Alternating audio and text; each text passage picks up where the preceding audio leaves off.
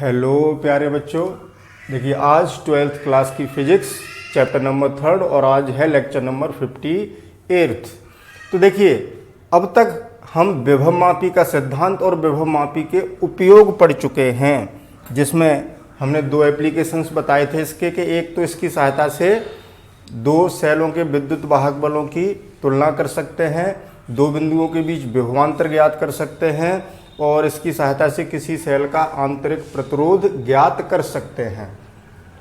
अब देखें, जैसे दो बिंदुओं के बीच इस विभवमापी की सहायता से विभवांतर ज्ञात कर सकते हैं, तो यही काम वोल्टमीटर भी करता है। वोल्टमीटर दो बिंदुओं के बीच विभवांतर नापने के काम आता है। तो अब बात ये आती है कि वोल्टमीटर से विभवमापी ज़्यादा श्रेष्ठ है। ऐसा क्यों है, उसकी चर्चा आज करनी है। तो आज क्या पढ़ेंगे कि विभवमापी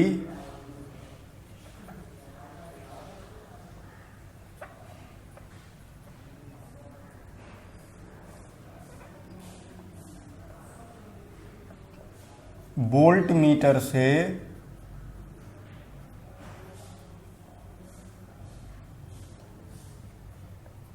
श्रेष्ठ है।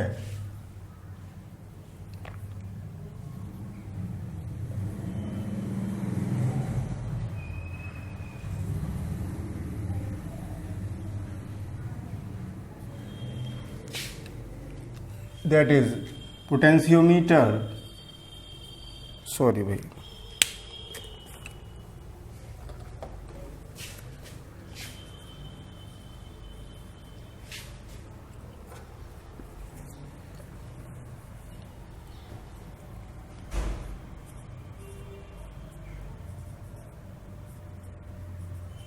potentiometer is superior to voltmeter।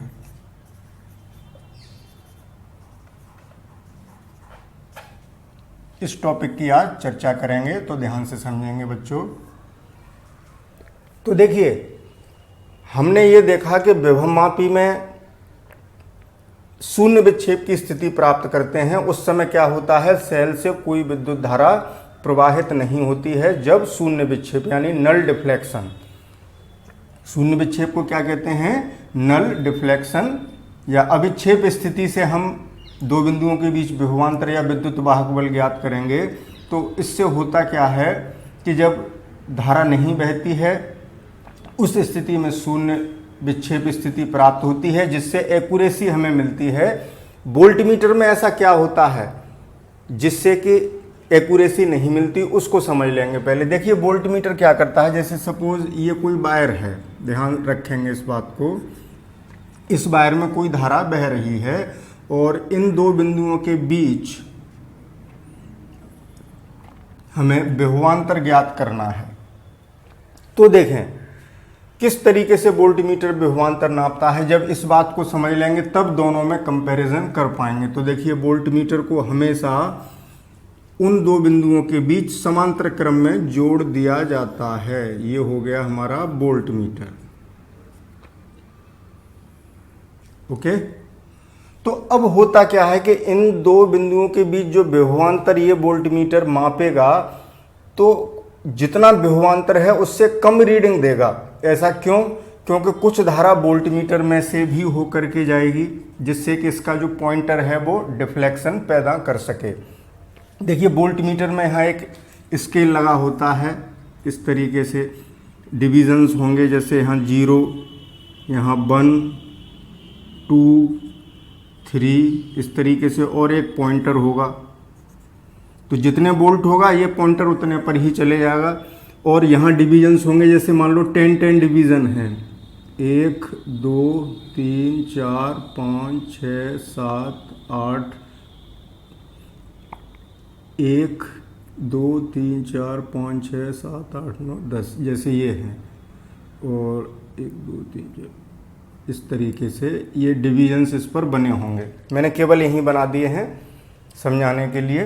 तो इस तरीके से रीडिंग पढ़ लेते हैं कि 1.4 या 1.3, यहाँ भी डिवीजन्स होंगे 10 10 जैसे हो सकते हैं। जितनी भी लिस्ट काउंट हो उसकी, जितना अल्पतमांक हो उस हिसाब से ये स्केल होगा।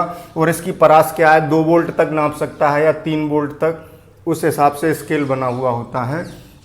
तो देखें, जैसे इस वायर में मान लीजिए उदाहरण के तौर पर मान लो 2 एम्पियर की धारा प्रवाहित हो रही है या 1.5 एम्पियर, सपोज कितनी धारा प्रवाहित हो रही है 1.5 एम्पियर।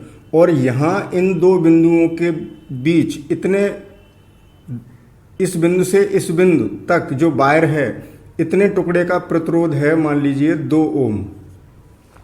तो देखें यहाँ का वोल्टेज कितना हो जाएगा, V बराबर आप अगर निकालें कैलकुलेशन से तो V इक्वल्स टू IR होता है। तो I के स्थान पर 1.5 रखेंगे और R, इतने टुकड़े के वायर का R जो है वो 2 ओम है। तो वोल्ट मीटर कितनी रीडिंग देगा, 3 वोल्ट, इतनी देनी चाहिए। लेकिन ऐसा नहीं होगा। ऐसा क्यों नहीं होगा, उस बात को समझ लें। तो देखो, जैसे जब इस वोल्ट मीटर को इसके समांतर क्रम में लगाएंगे तो इस धारा में से कुछ धारा इसमें भी बहेगी जिससे वो डिफ्लेक्शन पैदा कर सके। तो यहाँ पोटेंशियल ड्रॉप हो जाएगा। कैसे, जैसे मान लीजिए 0.2 एम्पियर यहाँ चली गई, कितनी धारा इधर आ गई 0.2 एम्पियर। तो अब इधर जाने वाली धारा कितनी रह गई, 1.5 यहाँ से चली थी, 0.2 इसमें आ गई, तो यहाँ रह गई 1.3 एम्पियर। तो 0.2 एम्पियर यहाँ पर वोल्ट मीटर में से होके बाईपास हो गई। तो अब वोल्ट मीटर कितनी रीडिंग देगा, वोल्ट मीटर द्वारा पड़ी हुई जो रीडिंग होगी V बराबर IR से, I अब है 1.3 और R है हमारा 2.6। एक उदाहरण के तौर पर मैंने समझाया है।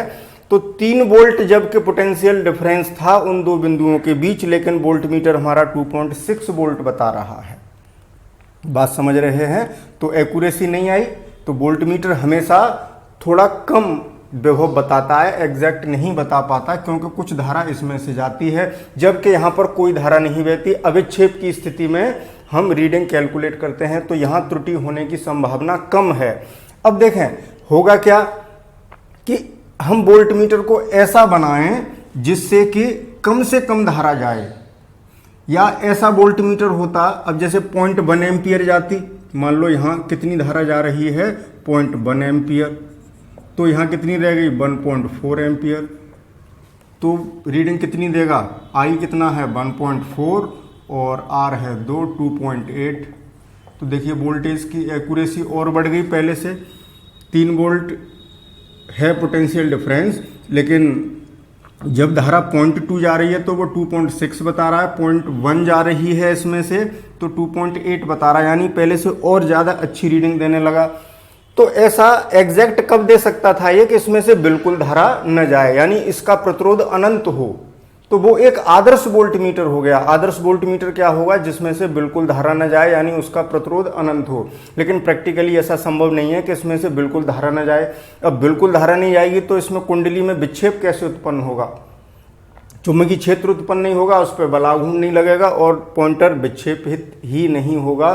तो हम वोल्ट मीटर को सुग्राह्यता बढ़ाने के लिए, वोल्ट मीटर की एक्यूरेसी बढ़ाने के लिए इतना कर सकते हैं कि इसका प्रतिरोध अधिक से अधिक कर सकते हैं, जिससे कि इसमें से कम धारा जाए। लेकिन ऐसा प्रैक्टिकली संभव नहीं है कि इसमें से बिल्कुल धारा न जाए। अगर बिल्कुल धारा नहीं आती तभी हमें 3 वोल्ट मिलता। तो बात समझ गए होंगे कि वोल्ट मीटर हमेशा दो बिंदुओं के बीच जो विभवांतर है उससे कम ही बताएगा। लेकिन इसमें ऐसा नहीं है, क्योंकि इसमें विक्षेप विधि से देख रहे हैं, और इसमें यानी ये किस सिद्धांत पर काम कर रहा है, अविक्षेप विधि पर। अविक्षेप विधि पर। और ये किस पर काम कर रहा है वोल्ट मीटर, विक्षेप विधि पर। इसमें विक्षेप देखते हैं तो कौन बेटर हुआ, दिस वन, ये बेटर हुआ। और भी बातें बताएंगे विक्षेप विधि पर, ये बात आपकी समझ में आ गई होगी। अब देखें त्रुटि भी, इसमें त्रुटि की संभावना भी इसमें ज़्यादा रहती है, इसमें त्रुटि की संभावना बहुत कम हो जाती है, इसमें बहुत कम एरर होती है। एग्जैक्ट तो ये भी नहीं बता सकता कि बिल्कुल एग्जैक्ट इससे पढ़ लेंगे, क्योंकि जब हम इस वायर को यहाँ पर स्लाइड करा रहे हैं तो हमारी जो शून्य विक्षेप की स्थिति आई है उस रीडिंग को हम बिल्कुल 100% एक्यूरेसी से पढ़ लेंगे कि 253.5 पर आई है। एक डिजिट तक ही तो पढ़ पाएंगे क्योंकि इसमें मीटर पैमाना लगा होगा और मीटर पैमाने में क्या होता है 1 मिलीमीटर तक ही पढ़ सकते हैं पॉइंट के एक डिजिट के बाद ही। तो उस रीडिंग में भी एरर हो सकती है कि हो सकता है कि जो हमारा मीटर पैमाना है और हमारी जो जॉकी है वो जैसे यहाँ 253.5 ये 5वां खाना है और ये छठा खाना है, तो इसको 200 और यहाँ तक आ चुका है, ये बात समझ रहे हैं। ये 5वां और छठा खाना का मतलब ये मिलीमीटर वाले खाने हैं, जैसे 4 होगा, 3 होगा, 2 होगा और यहाँ कितना है ये 253 200 और यहाँ 1 होगा। अगर यहाँ पॉइंटर होता तो 253.1, यहाँ होता तो 253.2, यहाँ होता तो 253.3, इस यहाँ 253 नहीं होगा, 1 मीटर का पैमाना होता है। अब ये 253 मैंने कैसे कह दिया भाई, अब आप लोगों को ये कंफ्यूज हो रहा होगा।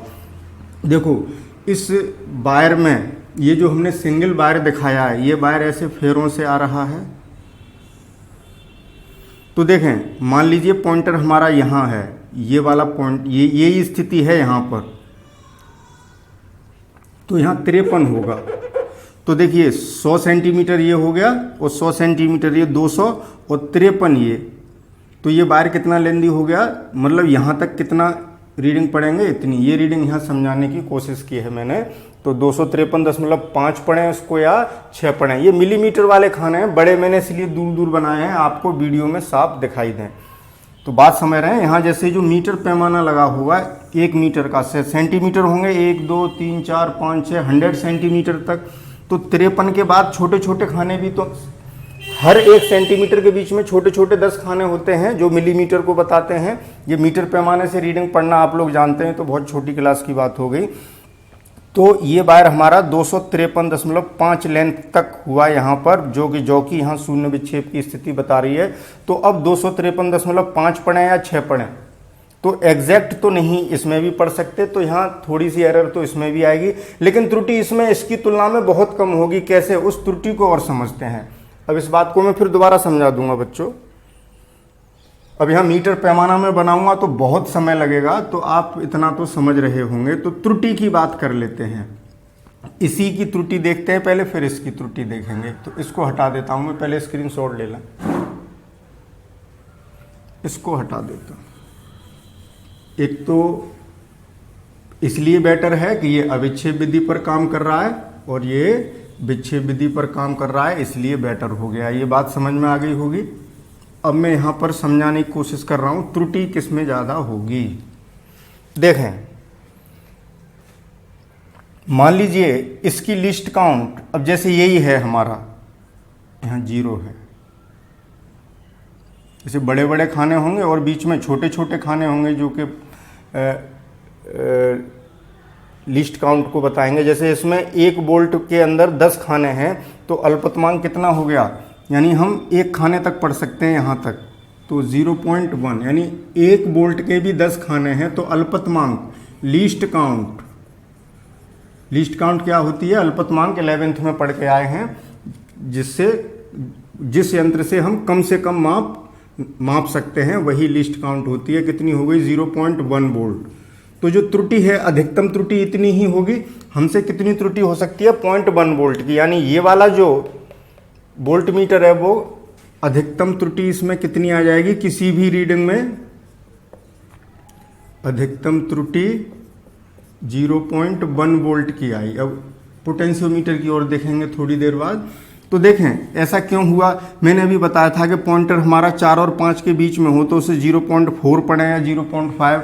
एक बच्चे ने 0.4 पढ़ लिया, एक ने 0.5 पढ़ लिया, यानी 0.1 का ही तो डिफरेंस आ सकता है। त्रुटि लिस्ट काउंट के बराबर ही होती है। तो इससे त्रुटि 0.1 वोल्ट की हो रही है। इससे कितने की त्रुटि होगी वो देखिए। मान लीजिए कि ए से लेके बी तक पूरे वायर पर हमने, जैसे वायर, जैसे मान लीजिए 10 फेरे हैं, ऐसे कितने हैं, जैसे ये वायर इस तरीके से ए पॉइंट और बी पॉइंट के बीच 1 2 3 4 5, 6, 7, 8, 9 और 10, ये बी पॉइंट।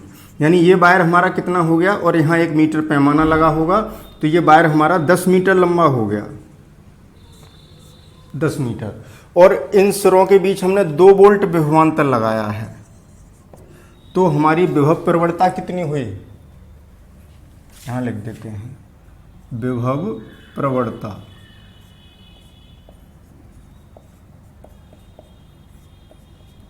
एकांक दूरी पर जो विभव पतन होगा 2/10 मीटर पर 2 वोल्ट लगाए तो 1 मीटर पर डिवाइड कर दें 2/10 V/L होती है, K बराबर V/L। V हमने 2 वोल्ट लगाया और L वायर हमारा 10 मीटर है, तो 0.2 वोल्ट की विभव प्रवणता हुई, 0.2 वोल्ट पर मीटर। अब हम सेंटीमीटर में निकालेंगे भाई, सेंटीमीटर में निकालते हैं तो 10 मीटर का मतलब 10,000 हो गया, 1,000। 1 मीटर में 100 सेंटीमीटर, 10 मीटर में इतने, ये सेंटीमीटर में रख रहे हैं तो वोल्ट पर सेंटीमीटर। यानी जब 1 सेंटीमीटर आगे बढ़ेंगे तो ये तो वोल्ट पर मीटर में हो गया। अब 1000 से डिवाइड करोगे तो सेंटीमीटर में आएगा, यानी 0.002, बात समझ रहे हैं, वोल्ट पर सेंटीमीटर। 1 सेंटीमीटर आगे बढ़ने पर विभव पतन 0.002 वोल्ट का होगा। और जब हम वायर की रीडिंग पढ़ेंगे, और यहां पर कौन सा पैमाना लगा हुआ है, अभी जैसे मैंने यहां बताया था मीटर पैमाना, मीटर पैमाना आप जानते हैं, देखिए वही मैं दिखाता हूं। मीटर पैमाने में जो सेंटीमीटर्स होते हैं, जैसे 1, 2, 3, 4, 5, 6, इनके अंदर 10 खाने होते हैं, तो इस पैमाने से हम कितना पढ़ सकते हैं, 1 मिलीमीटर तक। इसकी लीस्ट काउंट, क्योंकि रीडिंग यहाँ मीटर पैमाने से पढ़ी जाएगी, तो 1 मिलीमीटर तक ही तो पढ़ सकते हैं, क्योंकि 1 सेंटीमीटर में 10 खाने, 1 खाने तक हम पढ़ सकते हैं। तो जो इसमें त्रुटि है वो कितनी हो सकती है, 1 मिलीमीटर की। अल्पतमांक कितनी हुई, अल्पतमांक हुई 1 मिलीमीटर। सेंटीमीटर में बदल दें उसको तो 0.1 सेंटीमीटर। यानी हमसे इतनी त्रुटि हो सकती है रीडिंग लेने में। मान लीजिए हमसे इतनी त्रुटि हो गई 0.1 की, जैसे अभी मैंने बताया था कि 253.5 पढ़ें या 253.6 पढ़ें, ये मैंने एक एग्जाम्पल के लिए रीडिंग लिख रखी हैं। तो अब बात ये आती है, यानी 0.1 सेंटीमीटर की एरर हो सकती है। तो जो त्रुटि आई विभवमापी से वोल्टेज के मापन में, ये तो मीटर पैमाने से वायर की लंबाई पढ़ने में त्रुटि हुई। अब रीडिंग में कितनी त्रुटि होगी, ये जो पोटेंशियल डिफरेंस बताएगा, क्योंकि 1 सेंटीमीटर पर इतना वोल्टेज ड्रॉप होता है, तो 0.1 की हमसे त्रुटि हो गई, तो वोल्टेज के मापन में कितनी त्रुटि होगी, इससे इसका मल्टीप्लाई कर दें, क्योंकि 1 सेंटीमीटर पर इतना, तो 0.1 सेंटीमीटर पर त्रुटि कितनी हुई, 0.002 इंटू 0.1। ये विभव में त्रुटि हुई, या विभवांतर में त्रुटि। ये त्रुटि किसकी हुई, मापन की त्रुटि, मतलब वायर की लंबाई पढ़ने की त्रुटि थी। तो बच्चों अब ये कितनी आ जाएगी त्रुटि, 0.0002, इतने वोल्ट की अधिकतम त्रुटि इसमें आ सकती है। तो अब देखिए विभवमापी से 0.0002 वोल्ट की त्रुटि आ रही है, जबकि वोल्टमीटर से 0.1 वोल्ट की, तो ये त्रुटि बहुत ज़्यादा है। ये 2 का 1, 2, 3, 4, बात समझ रहे हैं, 10,000वां भाग हो गया, और ये 1 वोल्ट का 10वां भाग ही है, तो ये त्रुटि इसकी तुलना में बहुत ज़्यादा है। इसीलिए विभवमापी कैसा है, श्रेष्ठ है। तो ठीक है बच्चों, इसका एक स्क्रीनशॉट। हाँ तो बच्चों अब हम ये देखेंगे कि जो श्रेष्ठता है विभवमापी की, वो किन किन बिंदुओं के आधार पर है। अभी हमने ये देखा बच्चों कि विभवमापी से त्रुटि बहुत कम होती है, जबकि वोल्टमीटर से त्रुटि ज़्यादा होती है। वैद्युत विभवांतर का मापन करता है तो वो खुद भी स्रोत से धारा लेता है, जिससे कि जो विभवांतर है उसके मान में कमी आती है, जबकि इसमें ऐसा नहीं होता, क्योंकि इसमें अविक्षेप की स्थिति में हम रीडिंग लेते हैं। उस समय ये विभवमापी खुले परपथ में होता है और उस समय ये स्रोत से कोई धारा नहीं लेता, इसलिए पोटेंशियल ड्रॉप उस समय नहीं होता। तो इन्हीं बिंदुओं के आधार पर अगर हम उसकी श्रेष्ठता को सिद्ध करें विभवमापी की, तो एक टेबल बना लेते हैं। इसलिए बच्चों मैंने ऐसा किया है जिससे कि आप लोगों को पूरा सारांश याद बना रहेगा। यानी ये हमने विभवमापी बना ली है, जिससे कि मैं जब विभवमापी की बात करूं तो आपके दिमाग में ये आ जाए, वोल्टमीटर की बात करूं तो ये आ जाए। इधर मैंने लिया है विभवमापी को और इधर वोल्टमीटर को। तो अब तक हमने ये देखा कि विभवमापी वोल्टमीटर की तुलना में दो बिंदुओं के बीच के विभवांतर को अधिक शुद्धता से नापता है, क्योंकि इसकी सुग्राहता भी अधिक है, इससे त्रुटि कम होती है। ये जब विभवांतर नापता है उस समय स्रोत से कोई धारा नहीं लेता है। तो इन्हीं सब बातों को हम एक टेबल में लिखते हैं। और भी पॉइंट्स हैं जो यहाँ पर क्लियर हो जाएंगे एक टेबल के माध्यम से। तो पहली बात करते हैं, पहला पॉइंट, विभवमापी से हम शून्य विक्षेप की स्थिति में रीडिंग लेते हैं। तो विभवमापी, यहाँ मैं लिखता चल रहा हूँ, विभवमापी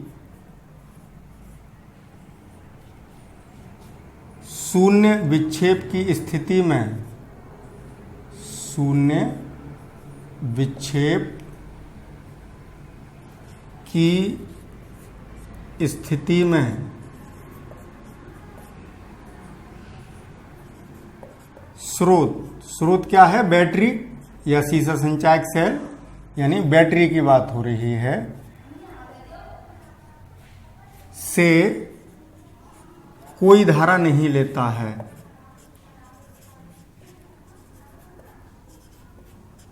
कोई धारा नहीं लेता है,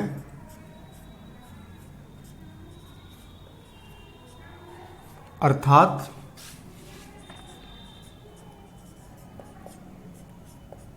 यह खुले परपथ में होता है।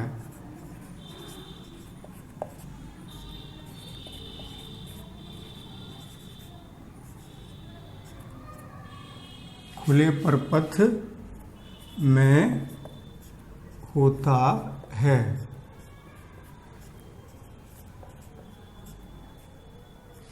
जबकि वोल्टमीटर धारा लेता है। वोल्टमीटर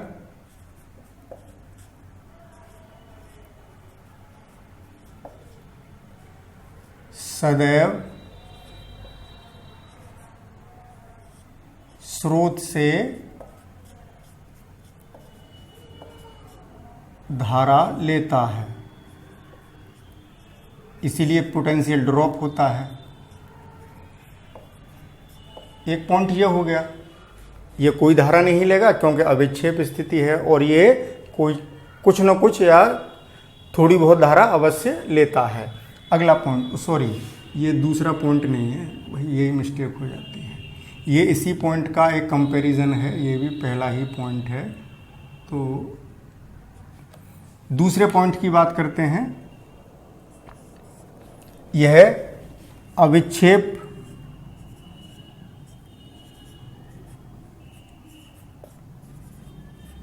हम ये देखते हैं कि इस गैल्वेनोमीटर में विक्षेप शून्य हो जाए, यानी अविक्षेप की स्थिति हो, कोई विक्षेप न हो।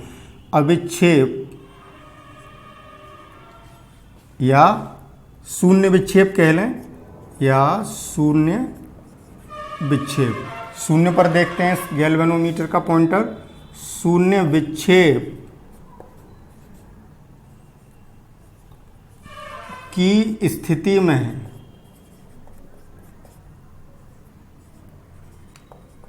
कार्य करता है।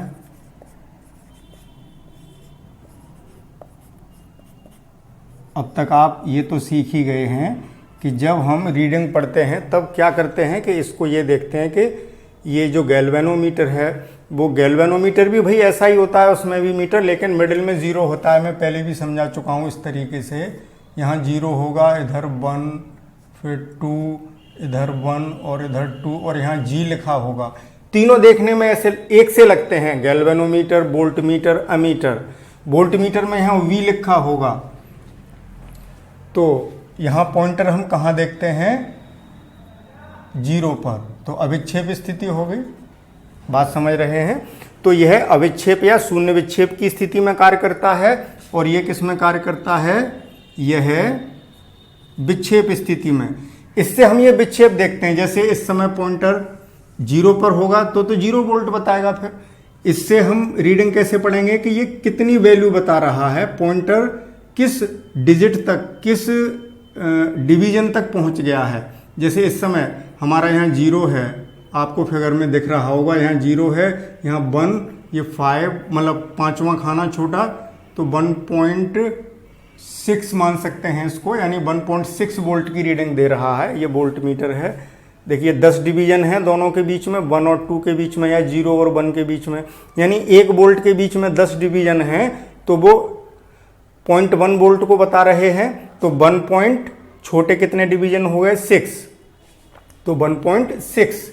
अब ये मुझे 6 और 7 के बीच में दिख रहा है, तो मैं इसको 1.6 भी पढ़ सकता हूँ और 1.7 भी पढ़ सकता हूँ, और यही त्रुटि मैंने पहले भी समझा दी है। तो जब इसमें विक्षेप होगा तभी ये कार्य करेगा, तभी हम रीडिंग पढ़ पाएंगे।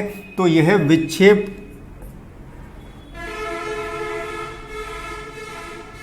यहां हमने लिखा है यह विक्षेप स्थिति में कार्य करता है।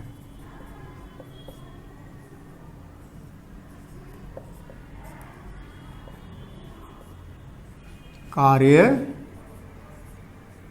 करता है। तीसरी बात करते हैं। देखिए विभवमापी से जो हम मापन करते हैं वो अधिक शुद्ध होता है इसकी तुलना में, क्योंकि इसमें त्रुटि कैसी होती है, बहुत कम होती है। ये बात हम पहले भी बता चुके हैं। बात समझ रहे हैं? एक सेकंड बेटा।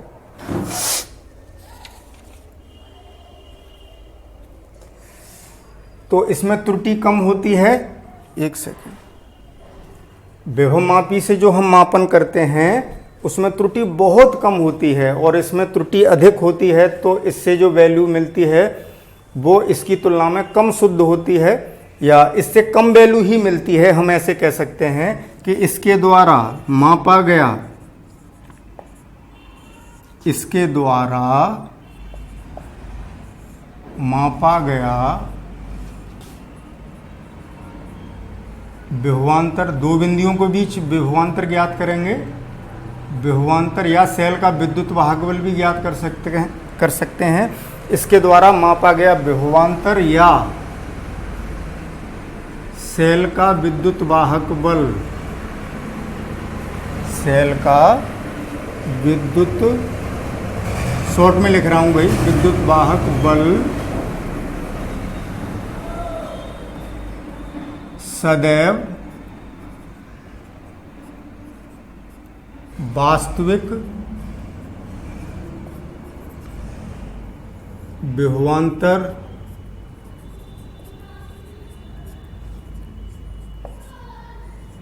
या,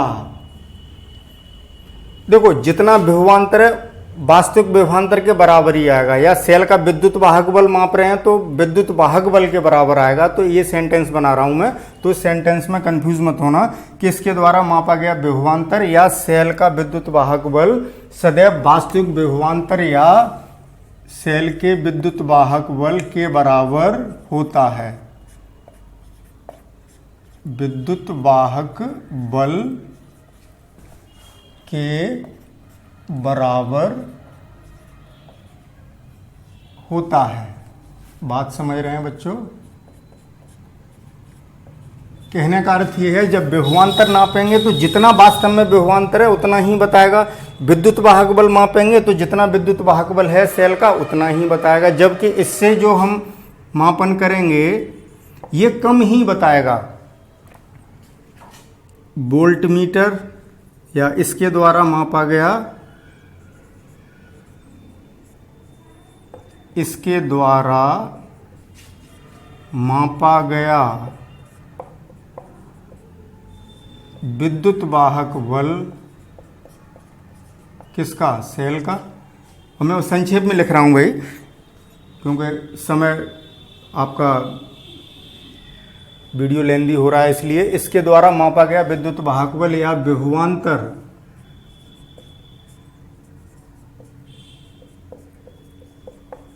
सदैव वास्तविक मान से कम ही आएगा। विद्युत वाहक बल मापेंगे तो विद्युत वाहक बल सेल का जितना है उतना नहीं बताएगा। जैसे किसी सेल का विद्युत वाहक बल 1.4 वोल्ट है तो ये हो सकता है 1.3 वोल्ट बताए या 1.32 वोल्ट बताए, यानी कम ही बताएगा। या विभवांतर माप रहे हैं तो विभवांतर भी कम ही बताएगा, या विभवांतर सदैव वास्तविक मान से कम होता है। वास्तविक मान से कम होता है। बात समझ रहे हैं बच्चों? ये हुआ पॉइंट। एक बात और कर लेते हैं। देखिए, वोल्टमीटर केवल इस काम में आता है कि वो दो बिंदुओं के बीच का विभवांतर ही ज्ञात कर पाता है। इससे विद्युत वाहक बल भी नहीं नापते हैं सेल का। क्योंकि विद्युत वाहक बल क्यों नहीं नापते हैं? क्योंकि वो एग्जैक्ट बताएगा ही नहीं। तो इसका प्रयोग मुख्यतः केवल दो बिंदुओं के बीच विभवांतर, मैंने यहाँ लिख दिया है कि अगर हम विद्युत वाहक बल भी मापेंगे तो कम ही बताएगा, तो इसलिए इसको विद्युत वाहक बल मापने में इसका प्रयोग नहीं करते हैं। तो इस बात का ध्यान रखना। ये पॉइंट मैंने इसके कंपैरिजन की वजह से लिख दिया है। अगले पॉइंट में मैं ये बात करूंगा कि ये केवल किस काम आता है? दो बिंदुओं के बीच विभवांतर को मापने में, जबकि इसके बहुत सारे उपयोग हैं। तो ये बेटर है, सुपीरियर है। तो इसके कई अनुप्रयोग हैं। इसके कई, एक सेकंड बेटा, इसके कई उपयोग हैं, वो मैं अभी लिखूंगा। इसके कई उपयोग हैं। अब वो उपयोग क्या क्या हैं? अब बच्चों यहाँ जगह कम बच रही है तो अभी उपयोग में लिख दूंगा। जैसे इसके क्या क्या उपयोग हैं? ये क्या करता है? दो सेलों के विद्युत वाहक बलों की तुलना करता है। सेलों के विद्युत वाहक बलों की तुलना, संक्षेप में लिख रहा हूं भाई, तुलना करने में इसका उपयोग करते हैं। इसको हम पढ़ा चुके हैं और पिछले लेक्चर में इसको पढ़ाया है। और सेल का आंतरिक प्रतिरोध ज्ञात कर लेते हैं इससे। सेल का आंतरिक प्रतिरोध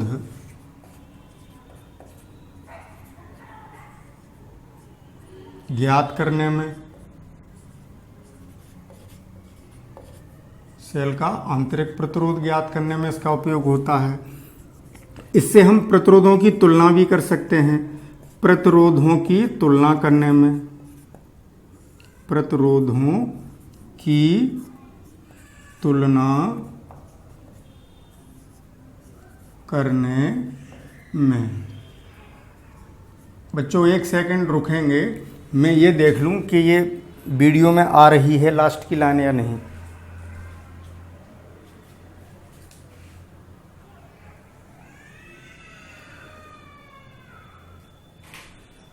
हाँ, यहाँ तक तो आ रहा है बच्चों। तो अब और भी पॉइंट्स मुझे लिखने हैं, इतना तो लिख दिया मैंने। प्रतिरोधों की तुलना करने में, सेल का आंतरिक प्रतिरोध ज्ञात करने में, सेलों के विद्युत वाहक बलों की तुलना करने में, जबकि इसका उपयोग केवल, इसके और भी उपयोग हैं लेकिन अब इसके नीचे इस स्क्रीन पर आपको दिखाई नहीं देगा तो मैं ऊपर लिखूंगा इसे हटा के। तो मैं यहाँ इसका उपयोग लिख देता हूँ। जबकि इसका उपयोग क्या है बच्चों? केवल यह दो बिंदुओं के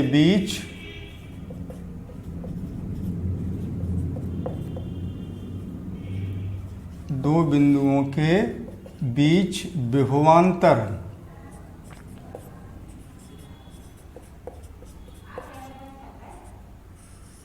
का मापन करता है।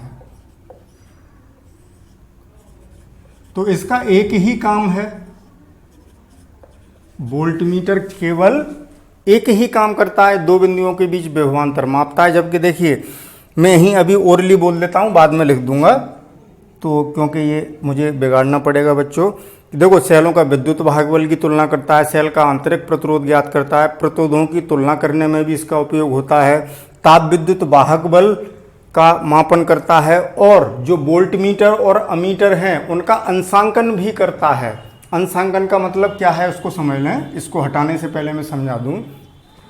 जैसे ये जो वोल्टमीटर है, इस पर जो स्केल बनाया है, ये हमने पॉइंटर लगा दिया है, ये पॉइंटर जितना वोल्ट होगा उतना आगे बढ़ जाएगा। जैसे सर्किट के दो बिंदुओं के बीच में अगर 2 वोल्ट का विभवांतर है तो ये पॉइंटर 2 पर आ जाएगा, 2.5 का है तो 2.5 पर आ जाएगा, 2.6 का है तो 2.6 पर आ जाएगा। तो अब ये जो हमने कहना चाहिए, ये हमने जो पार्टीशन किया है, ये जो स्केल बनाया है, इसमें जो डिविजन्स बनाए हैं, जो डिविजन्स हमने बनाए हैं, 0 के 1 यहाँ बनाया है और 10 जो मन में आया, ऐसे थोड़ी कि मन में आया वहाँ 0 लिख दिया, मन में आया 1 लिख दिया, 2 लिख दिया। तो ये एक मापन करके बनाए गए हैं। तो वोल्टेज जितना सर्किट में होगा, पॉइंटर जितना जहाँ पर है वहीं पर हम उतने का मार्क कर देते हैं। जैसे हमने देखा कि सर्किट में 2 वोल्ट है और ये पॉइंटर हमारा यहाँ पर है, तो वहीं हम 2 वोल्ट लिख देंगे जो पैमाना बनाएंगे। यानी इस स्केल को बनाने में, इसका अंशांकन करने में, वोल्टमीटर का और अमीटर का अंशांकन खुद ये विभवमापी करता है। तो भाई ये वैसे ही सुपीरियर हो गया, वैसे ही श्रेष्ठ हो गया। तो इस बात को भी ये 2 पॉइंट और मैं लिखूंगा। और भी बातें हैं, इसकी सुग्राह्यता अधिक है, इससे त्रुटि कम होती है और ये अधिक परिशुद्धता से मापन करता है। तो पहले इसका एक स्क्रीनशॉट लीजिए।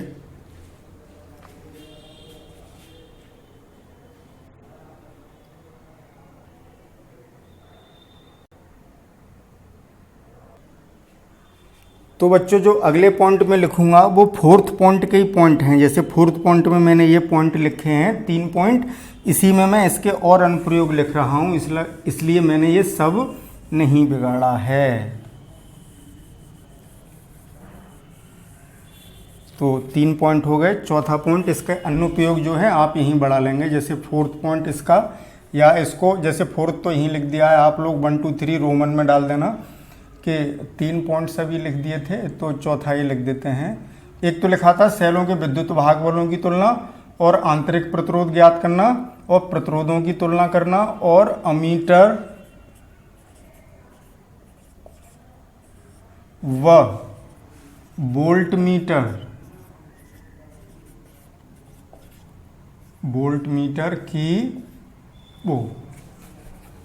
वोल्टमीटर का अंशांकन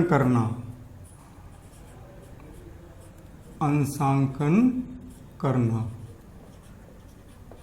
ये अंशांकन इसी की सहायता से करते हैं।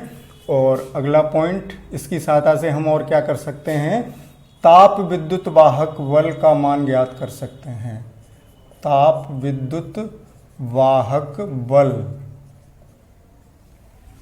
का मान ज्ञात करने में, ये पॉइंट्स मैंने अलग से बता दी हैं आपको, लेकिन आपको केवल 2 अनुप्रयोग पढ़ने थे स्टार्टिंग वाले, केवल जो हमने पढ़ाए हैं ये आपको।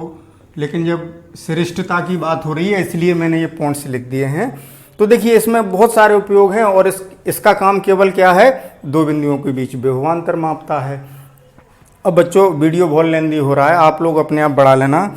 इसमें त्रुटि बहुत कम होती है, जबकि इसमें त्रुटि इसकी तुलना में अधिक होती है। ये वोल्टमीटर की तुलना में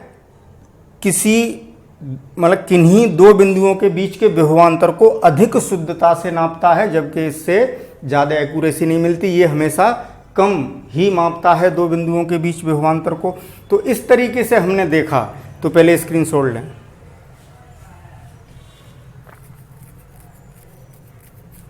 तो इन तुलनाओं के आधार पर हम क्या कह सकते हैं, यहां मैं लिखता हूं, इन्हीं तुलनाओं के आधार पर हम ये कह सकते हैं कि वोल्टमीटर, सॉरी बच्चों,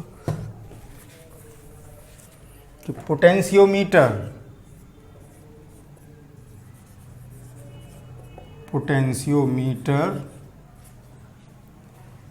इज सुपीरियर 2 वोल्ट मीटर, यानी विभवमापी वोल्ट मीटर की तुलना में श्रेष्ठ है या श्रेष्ठतर है, ऐसे कह सकते हैं। तो ये बात आप लोगों की समझ में आ गई होगी। तो बच्चों ये वाला चैप्टर समाप्त हुआ। आपने विभवमापी का कॉन्सेप्ट पढ़ लिया, मीटर ब्रिज पढ़ लिया, व्हीटस्टोन ब्रिज पढ़ लिया, सेलों का संयोजन पढ़ लिया, प्रतिरोधों का संयोजन पढ़ लिया और कार्बन रेसिस्टर पढ़ लिया, यानी इस चैप्टर को आपने फुली पढ़ लिया है। तो अब हम अगले लेक्चर में न्यूमेरिकल्स करेंगे, इसलिए ज़रूरी है कि आप लोग इस पूरे चैप्टर का रिवीजन करके आएंगे। तो मिलते हैं कल, इसका रिवीजन करके आइए नए लेक्चर में न्यूमेरिकल्स के साथ। Okay, thank you for watching.